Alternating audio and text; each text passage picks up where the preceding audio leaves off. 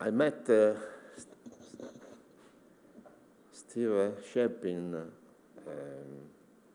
virtually and personally, something like 20 years ago, when I was working on a book published in 2008 about a proverb that has been widely used in Italy. Don't tell the peasant how good is cheese with pears. The reason for my interest in this proverb, attested in Italy since the 16th century, is that it does not work logically. If the peasant is the quintessential repository of popular knowledge, what's the point of a proverb that denies the peasant knowledge? I was intrigued by this anomaly, and from the research about this text, because a proverb is a little text and has to be considered like a document, fully emerged a story, in my opinion, quite interesting, about the value of proverbs as sentences that require a context to make sense. By changing the context, as well as the speaker, the meaning of a sentence also changes. In my work, I explored the social dimension of this variability. Said by a peasant, the proverb makes no sense. It gets a sense if it is said by a lord or a citizen in an anti-peasant tone, exactly as it happened when it first appeared in the 16th century. However, the proverb has then passed down over the centuries, even in the peasant world. For this reason, it changed meaning, taking on a radically opposite meaning to the original one. Today, if you ask someone what the phrase means, they'll generally tell you that it's pointless, it's useless to explain that gastronomic secret to a peasant because he already knows it. 5 centuries ago, it meant a utopian desire of the rich to exclude the peasant world, the poor world, from knowledge. Not only gastronomic knowledge, but knowledge as a whole. Aside from this work of mine, to which I am particularly fond, what fascinated me in this research was the idea of using a proverbial form, a proverbial tag, as Shapin would call it, as a historical document. This is not something I invented for myself. The first scholar that opened my eyes to this possibility was Jean-Louis Flandrin, the French historian, whose works I had read before meeting him personally, until together we designed a food history that was, for both of us, the opportunity for close daily exchanges. Among the many insights I gained from meeting Flandrin, one that most captivated me was his interest in proverbs, specifically proverbs about food, a form of folk wisdom that interacts with scientific tradition, both in terms of content and influencing the way scientific reflection is disseminated. Since then, this sort of interaction between so-called high and so-called low cultures has become a focus of my interests, perhaps even the core of my research. The dialogue between popular knowledge and academic culture, between science and folklore, is now a leitmotif of everything I think and write. This is why Steven Shapin is particularly dear to me, because in his pages I have found another strong support for this kind of interest. I said at the beginning that my first virtual encounter with him occurred about 20 years ago. It happened while reading his 2001 article, Proverbial Economies, or How an Understanding of Some Linguistic and Social Features of Common Sense Can Shed Light on More Prestigious Bodies of Knowledge, Science, for example. This was the title. This is the title. In that essay, Shapin illustrates the extraordinary effectiveness of the proverb, or rather, the proverbial modality, both as a tool of communication and as a tool of knowledge. There are many reasons, he explains, why the proverbial modality can be defined as economical.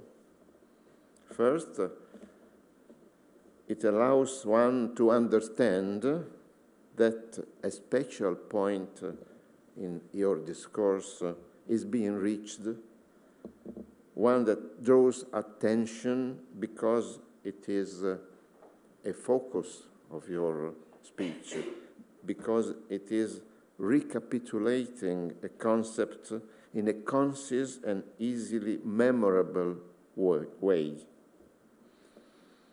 Second, it reinforces the concept with the authority of tradition, since proverbs, unlike aphorisms or quotations, have no author. Furthermore, a proverb, if one already knows, helps the listener orient himself by placing him in a familiar cognitive context.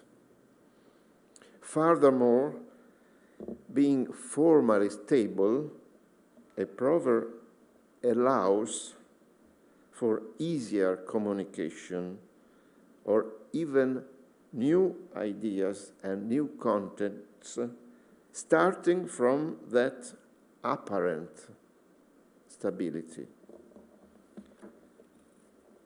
Finally, given the metaphorical value of many proverbs, they are less susceptible to specific refutation because they actually refer to different realities, to far realities, like it happens for metaphors, for example. For all these reasons, Shapin states, the proverbial style has been regularly used in scientific communication in ways that allow for easier transmission of even difficult concepts. This is true historically and is true today in modern scientific language. In the volume about which we are discussing in these days, proverbs are much present. Let's look at the index of notable things. If I have not miscalculated, the term sayings has no fewer than 79 references. One should add the entries for proverbial wisdom, folk wisdom, and so on. Compare with the word of science, the word of folk wisdom could seem to be alien and is sometimes explicitly opposed, ridiculed, if anything, invoked for correction. Shapin, for example, recalls Joubert, who in 1578 contrasted popular errors with physicians' science.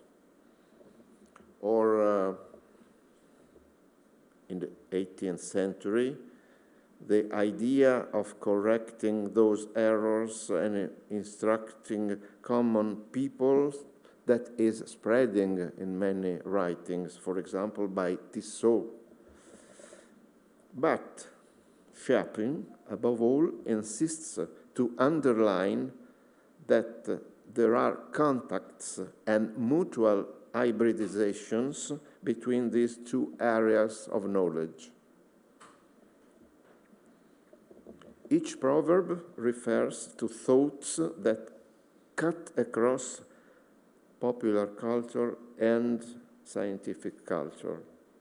The breadth, the amplitude of these references is linked to the inclusive nature of pre-modern knowledge, which unites experience and theoretical reflection in a shared language.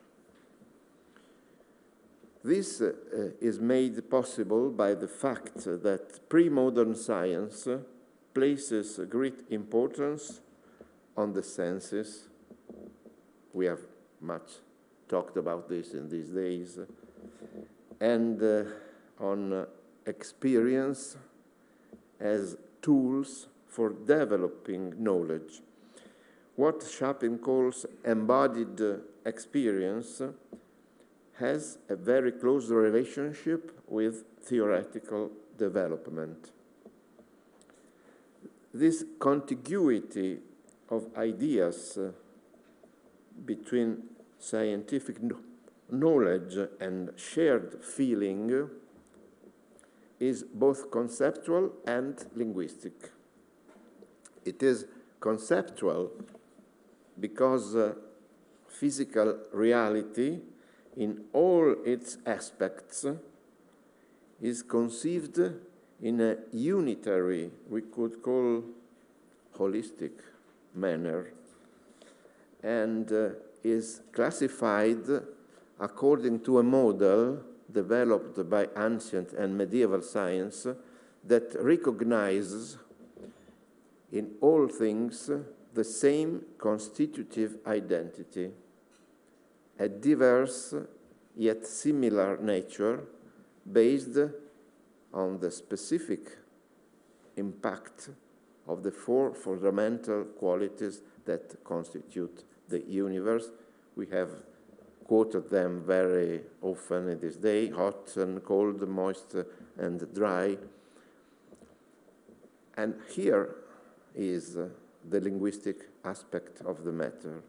Those words, hot, cold, moist, dry, are concepts but are words and belong to the sensory experience and are compatible with everyday language. They are not entirely overlapping because, for example, the eat scientists talk about is not exactly the heat we feel on our bodies. However, despite some misunderstandings, they are compatible words and concepts. So we have an inclusive culture. This inclusive culture is a long-term one. I am a medievalist, and it's primarily medieval literature that I use in my studies. But the early modern texts on which Shapin points sound very familiar to me. Figures like Malebranche or Fegio in Montenegro, I am quoting for your book, who believed that we had better govern ourselves by our own sense in the preservation of our health, trusting taste and smell as reliable guides to the fitness of food, echo the ideas of a 13th century text known as the Tractatus de Quinque Sensibus, sed specialiter de saporibus, treatise on the 5 senses, but especially on taste, which recognizes taste as the primary and indispensable guide to recognizing the nature of things. Natura rerum. All the senses help us to do so, some of them more than others, but only taste, solus gustus, is intended properly and principally proprie et principaliter est destinatus to investigate the nature of things. Ad rerum naturas investigandas pre ceteris sensibus, more than other senses. According to this science, according to this scientific paradigm, the medieval and early modern one, recognizing the nature of things through the senses is fundamental, not for an abstract objective, an abstract goal of knowledge, but exactly for the sake of individual health. The first step of this theorem is the one I just mentioned. The nature of what we eat and the nature of the person who eats move in harmony because they are the same, they have the same constituents, the same elements. Second step, food intake is positive, is handsome when there is agreement between the two protagonists, the eaten and the eater. Eating is always a gesture of relationship with the food, then with other people that share food with us, but this is consequent. Third step, the agreement is felt through pleasure. What is good for our health is what we find pleasant to the taste. Quod sapit nutrit. This proverb, this sentence, has been already quoted here. If it tastes good, it is good for you. This paradigm still worked in the 18th century, Shapin quotes, among others, the Scottish physician James Kyle, according to whom, I quote, "The natural appetite is certainly the best guide, both in quantities and qualities of the meats and drinks to be taken in." This is exactly the principle of desire that the doctors of the Salerno school spoke of in the Middle Ages. Ex desiderio poteris sapere certo. Through desire, you can know certainly what you are doing. This is the guide to which you should base your diet. For this reason, taste is a strictly individual matter. De gustibus non est disputandum is the famous aphorism extensively discussed by Shapin in these pages since the beginning of the book. The same idea is rooted in a meaningful and widely proverbial principle that man is what he eats.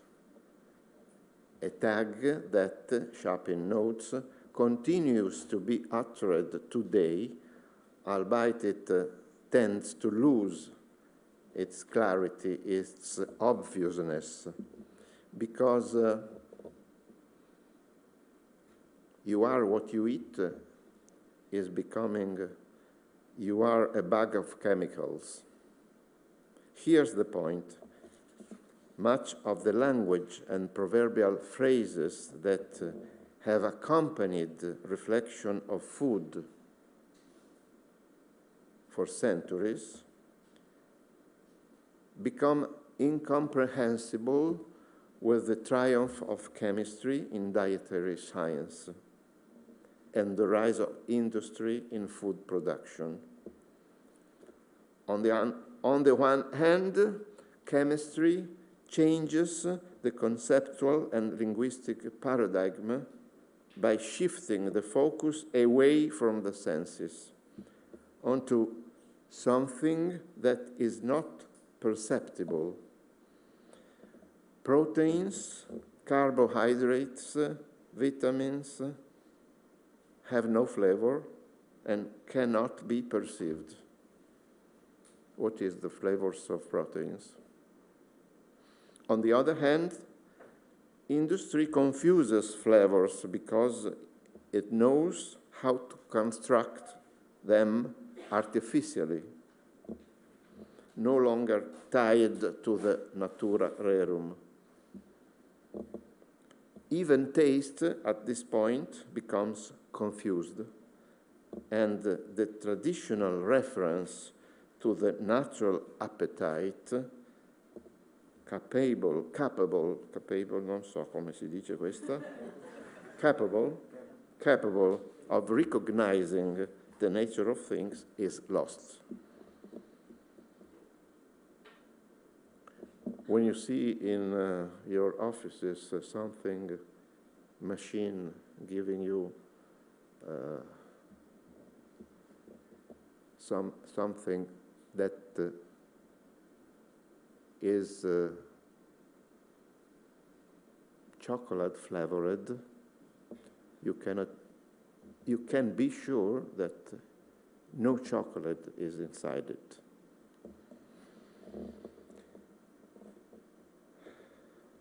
Whose idea was this? To be capable of recognizing the nature of things. Shapin quotes Hippocrates, Avicenna, Aristotle, but ultimately he arrives at the idea that it is probably proverbial, without any author or authority, or if it exists, anyway, it becomes proverbial. In his book, Shapin illustrates the importance of this ancient concept natural appetite which makes you choose the right thing, as well as its limitations and the perplexities it raised. Alvise Cornaro, the Venetian scholar in the 16th century, feared it could become an excuse to justify any choice of the gluttons. The poet John Armstrong in the 18th century warns against cooks who know how to unleash perverted appetites by creating unnatural dishes. These are the potential collateral damages of a principle that I think Steve would agree is highly worthy of praise and perhaps deserves to be reclaimed today. I mean, the ancient culture of self-knowledge, the assumption of responsibility for choices that affect each of us as individuals and cannot be entirely delegated to specialists, doctors, dietitians, and so on, as if they were a separate body from ours. In my opinion, learning to listen to ourselves is the precious lesson we can derive from that old culture. Today, the idea that quod sapit nutrit is quite unpopular. If anything, we tend to believe the opposite, that if it tasted good, it's bad for you. The reversal of mental perspective once changed the productive and technological context makes us understand that ideas are never gratuitous, but strictly tied to very specific historical situations. In his book, I'm going to finish. In his book, Shapin uses a lot of literature alongside scientific treatises to show the breadth and pervasiveness. Come si dice? Pervasiveness of a culture that permeated the whole society. At the end, a suggestive quote by William Faulkner reminds us that the past is not dead. It's not even past. In our thoughts, as well as in our actions, not everything is as modern as we think. Our language continues to use words coined by the ancients. It happens when we talk about humors, temperaments, constitutions, and so on. These linguistic categories no longer consciously refer to the ancient cultures, but we must be careful to say that, because words are not just the expression of reality, including ideas as a significant part of it. Words help to construct reality. So food and thoughts are modern, but also ancient. And quantum physics explains to us that in physical equations, time is a variable that is never considered. Modernity is a palimpsest. I like to close with this wonderful image, thanking Steve for his insights that give us the possibility to reflect more deeply in these arguments. Thank you very much.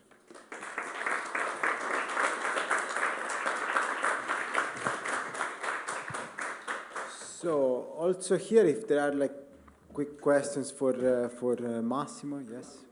Yes, stay here.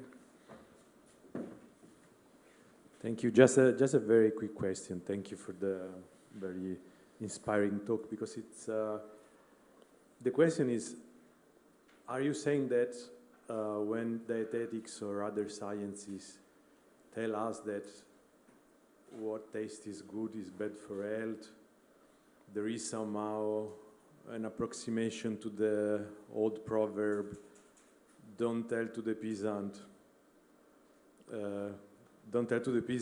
how good is the pear with the cheese?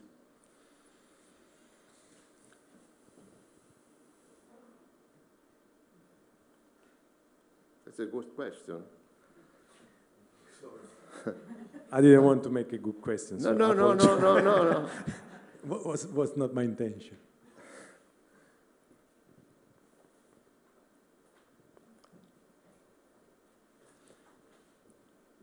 Why not? Perhaps there is something of true in what you are saying, because if what is similar in the two very different contexts is the invitation not to use your taste for understanding something.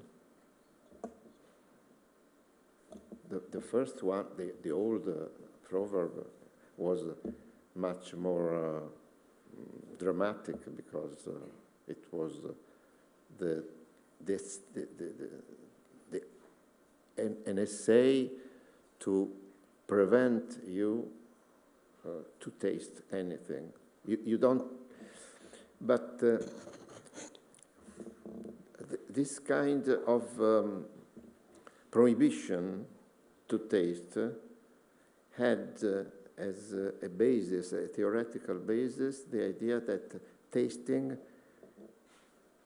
can bring you to truth. That's why the proverb said, don't taste, the peasant must not taste, because if he tastes, he understands. So it's a very different, a very opposite way. When today something tells you that what you taste good is not good for you, they are telling that taste is inaffidabile, unreliable. When the old proverb says, don't eat that, the meaning is exactly the contrary. You must not taste, because your taste should bring you to truth.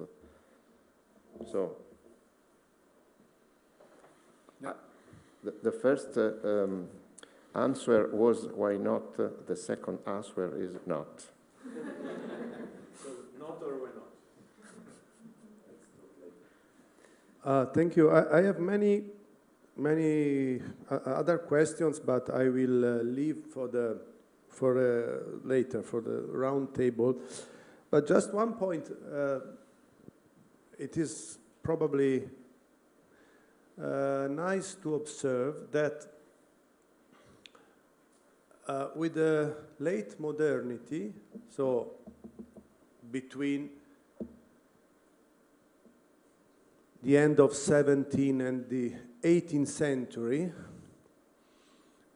this issue about taste good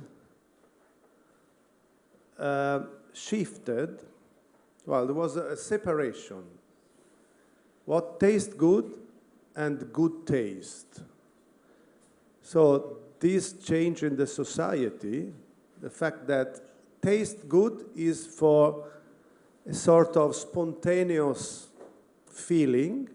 Everybody can perceive what tastes good, but only people with culture, with cultivation, they can have a good taste. So this has to do with the structures of power that we discussed also yesterday.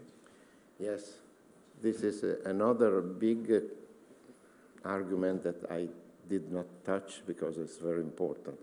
But when I said some minutes ago that in our culture, there is the tendency to give other people, specialists, experts, what to decide what is our health, dietitian, physician, and so on. This is also true for taste in itself. There is an expert that knows what is good. And if I won't be fashion, I must follow his arguments, his teaching, without hearing my body. So this is another risk, another we should avoid if possible. I always in some ways, without excluding that teaching what is good, what is healthy, what is handsome. I use always an example. There was an advertising in US television, probably 10 or 20 years ago. There was a publicity about tuna fish, and the claim of this Charlie the tuna was, he said, I'm not a tuna for people with good taste. I am a tuna that tastes good. So the idea is, I am the tuna for everybody. You don't need to have some refined taste, but this has to do also with, for example, the aroma wine wheel and Nobel, on which Steven worked a lot, and Nobel said, no, you don't need any special skills and requirement. Just recognize the flavors with any kind of cultivation. Just recognize the flavors. I tell you what there is in wine, and you just get it, and this is all you can know about wine. So it is something that is very complicated, so it's very interesting. Un minuto. Sì, sì. Just 1 minute to say that it strikes me that today something is changing in the messages, the communication of on foods, on dietary values and so on, concerning the colors. I mean that we can listen every day at this speech. You must eat green foods. You must eat red foods because red contains so this and that. Green means this. And this is a return, in some sense, to the positive evaluation of tastes, of your taste, as capable of recognizing through the sense of the eyes, in this case, what should be good for you. And is not exactly the same as taste, but something that may approximate to that old culture. Thank you.